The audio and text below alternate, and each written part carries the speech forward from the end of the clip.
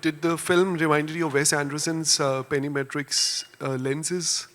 I actually often think a lot about Wes Anderson while sitting there, because also just like, are you looking at a fiction or like a fact finding, you know? Thank you so much, Amit and Kyle and Samta and the team, and there were so many people. I don't know all the names, but um, yeah, thank you for so much for this opportunity. This is really interesting to kind of bring a festival and also asking for a response. I think it kind of like localizes the entire thing. Um uh, yeah, so I will ask in between, and then they will give it. So you know, like we've been when we were approached to respond.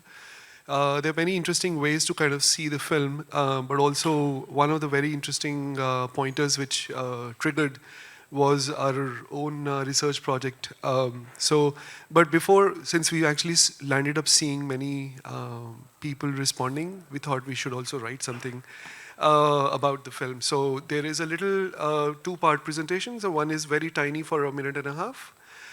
So the film excavates the hidden gems, the poetics and the politics, parallelly build the narratives. We were really amused by two designers, Enu and Judy, like both of us, who built the Spider Glass bus stand pavilion. And we think we will also grow old this way, showing our works to generations to come. Maybe in the new AI tools or maybe simple printed materials and publications. We kept thinking about both of them while we saw the rest of the artists, so we only chose to talk about them.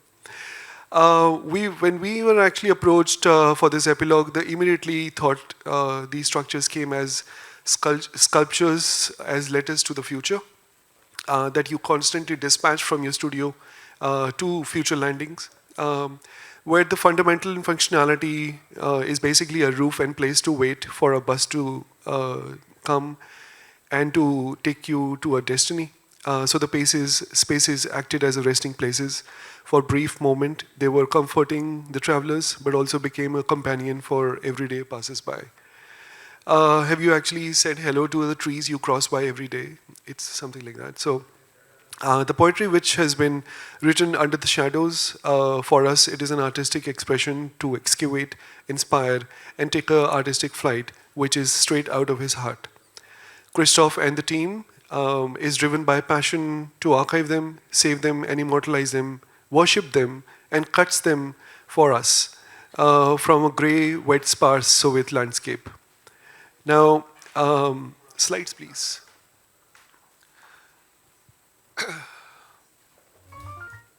Thank you. So we've been working together since 20 years now, more than 20. I met Jiten in 1997 in a ragging session. So we decided to have only one mic because otherwise we have too much to talk, and then we kind of cross each other.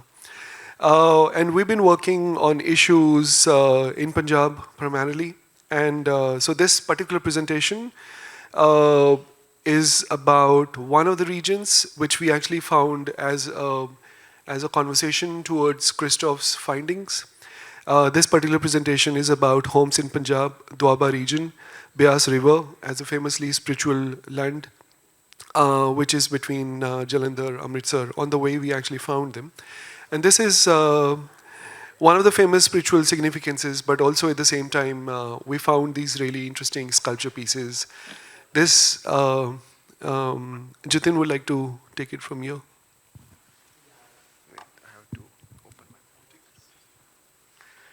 I think when I grew up in Punjab and everybody around me, all my family members, all the relatives, everybody have one person living abroad. And I went to attend one workshop in Australia, and then it was 20 days. I never came back. So my dad called me, "Are you coming back or are you throwing your passport?" I said, "No, I'm coming back." So this is the story, but then I came back. But the reality is over 61% of people migrate to other countries from Punjab. That's more than half, and homes are left with old parents in the search for jobs and opportunities. So one of the opportunity was like making a job as a going abroad was one of the thing. The youth doesn't find agriculture economy lucrative.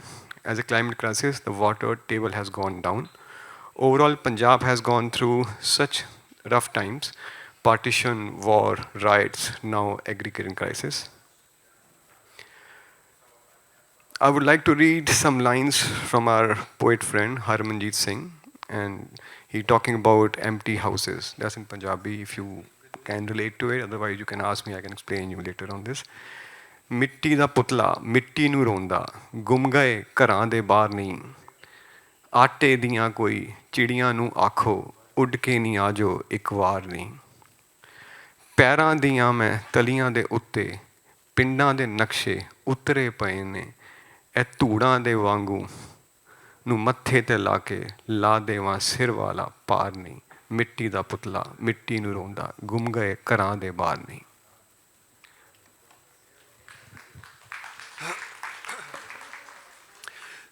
So we've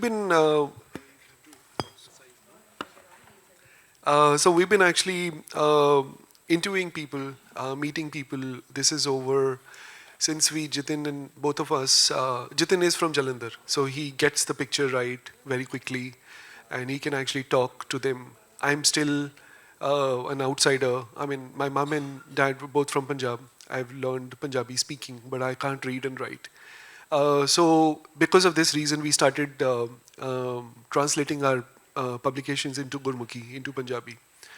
And while we were actually marking these things, we actually landed up meeting many people. So the person whose portrait is this is basically a person who we met on the way, and started kind of having long sessions about architecture, about what is his sort of life and the ideas of success. And he's for all the children have gone abroad, and this is what he is left with. So we constantly see houses as people's portraits, and if the people portrait is there, then what is there on the head? It's also the pagdi and also the ideas and the dreams, and constant desire to fly. All these symbols which you saw in are actually relating to some kind of direction towards what the family intends to do. Of course, there is architecture, there is agriculture, also there is flight switches that these people have connections abroad. We also saw many clocks inside the homes, so depicting different time zones. That one is in Canada, the other one is Australia. How do I kind of make sense of these things? And these are, so one of the project which came out was a publication called Q. These are 2 pages of it. And also our broad sketching of the script which we wrote with one of our friends. And these things then became a series and slices as paintings. And we would actually paint them and spend time listening to these stories and then creating these little sketches to these large oil and canvas works. So this particular is from 2010, a show in Seoul, where we hid all the walls with this school uniform fabric in Kingdom. And the sense of education, because Jiten mum is a teacher, and she would actually say that the girls comes to the school, but the boys don't, because they know, their parents know that they have to go abroad. So it's kind of like a catch-22, but also no younger generation is ready to work on the fields. Next slide. Yeah, these are the kind of little more works, because we also shot it in our studio on the terrace. We thought it makes catch the sunlight right, but also has this kind of a poetic expression to it. It's also why more and more is urgent to pay attention to the Punjab because of its ongoing crisis.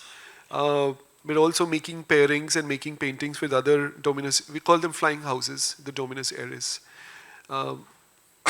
So these paintings also are in a constant movement. They also have this desire to fly off, literally, and it also at the same time we kind of revisit these decaying, but also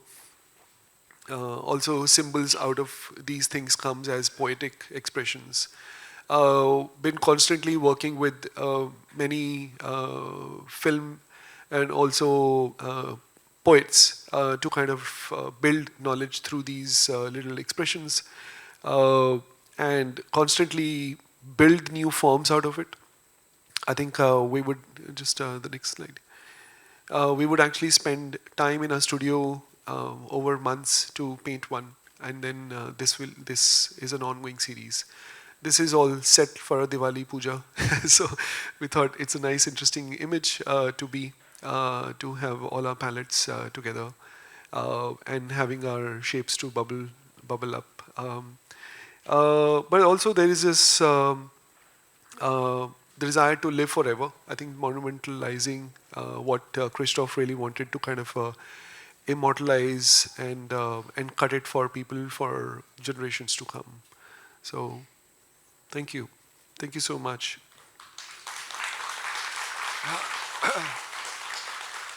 We are under time, so where is Anmol? We said we'll take 20 minutes. We finished it in 10.5 minutes. Yeah, okay. So, yeah, okay, that's fine.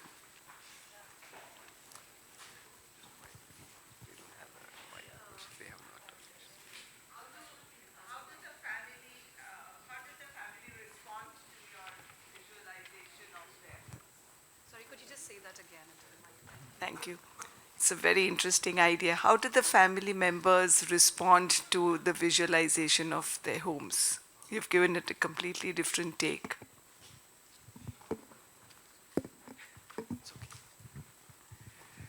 Yeah, I mean, it is a very ongoing sort of a thing. We've been actually going back to the villages quite often. They are amused by the way how we are actually taking their sort of a thing. They would actually spot little things in the painting.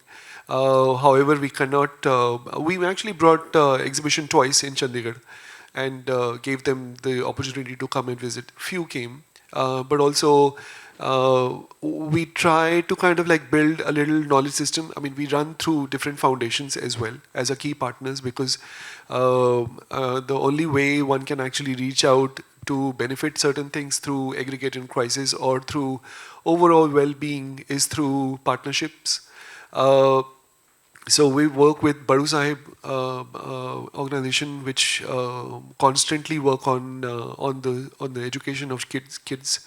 But also overall, I think they are right naive to think through it. We never, but we also at the same time, we never laughed on these structures. We kept thinking that what are the reasons of why this poetic expression has actually existed over the time, and yeah, that's about it. Yeah.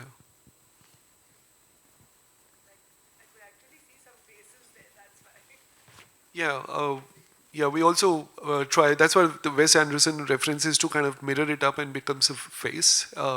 It's quite evident. Yeah. So it's mostly, if you remember old times, when people used to cross the road, somebody asks, where is this number, house number? They never say house number 6, that's 150. They will say Joginder Singh house. So always houses are named by the names of the houses, not by that in villages. They're still happening. So I mean, so that's why when you say ask a question, so that's the portrait of the person actually. So which makes yeah.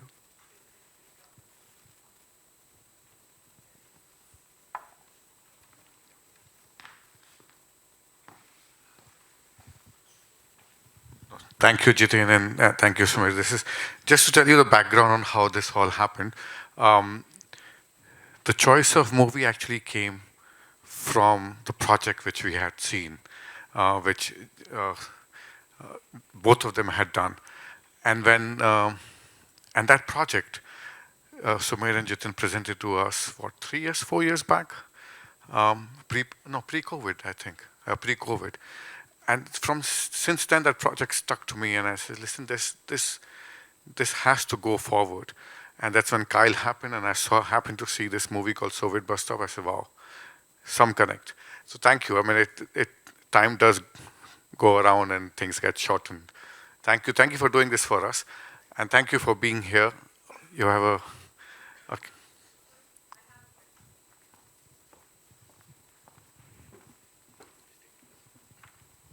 Thank you. Sorry, I'm such big fans of your. I mean, such a big fan of your work. It's incredible, and I work in climate change, so you guys are a big standard for us to follow. I wanted to ask you, the movie really shows how profoundly expressive art can be in isolation, and I wonder, do you feel in this very hyper-connected world, art in public spaces, can it still be so individual? Two-part answer. Uh, in the hyper-connected world, we need to slow down. And for everything, for our own relationship, for our own mind space. But also art in public spaces needs to be thought out in a very different way, rather than just like being um, there is a lot of responsibility one can actually do through um, architecture does solve that purpose to kind of bring people together. And at the same time, we need to start thinking through the sculpture pieces, just not for oneself. There has to be a valid reason why the sculpture has to come to the world, because there is so much already there. So in that sense, like spaces then becomes a sculpture piece. Like there is a sort of an ongoing conversation: what is sculpture? What is a sculpture space? So yeah, I think. Thank you.